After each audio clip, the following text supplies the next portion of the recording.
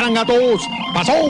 Sinisimulan na ng pamalang lungsod ng Quezon na abisuhan ng mga residente na nakatirik ang kanilang mga bahay sa tinatawag na West Valley Fault Line.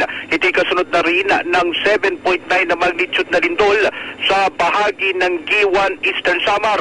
Ayon kay Elmo San Diego, Hepe ng Department of Public Order and Safety ng QC, nasa 700 mga bahay kasi ang nakatirik mismo sa ibabaw ng fault line. Natukuyan niya nila mga ito sa pamagitan ng mapa na nakuha mula sa PBOX.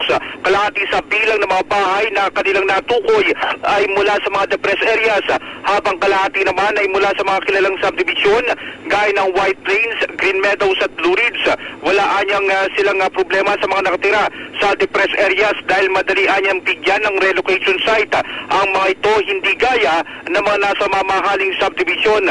Batay anya kasi sa pag-aaral, dapat may 5 metro na distansya sa magkabilang panig ng fault line at walang mga nakatirik na bahay dito. Pero dahil sa hindi raw nila basta mapapalis ang mga nasa mamahaling subdivision, ay papipirmahan na lang nila ang mga ito sa waiver na katunayan na abisuhan sila ng gobyerno at hindi na nila responsibilidad sakali na ayaw nilang lumikas o iwan ang kanilang bahay kapag gumalaw ang West Valley Fault Line.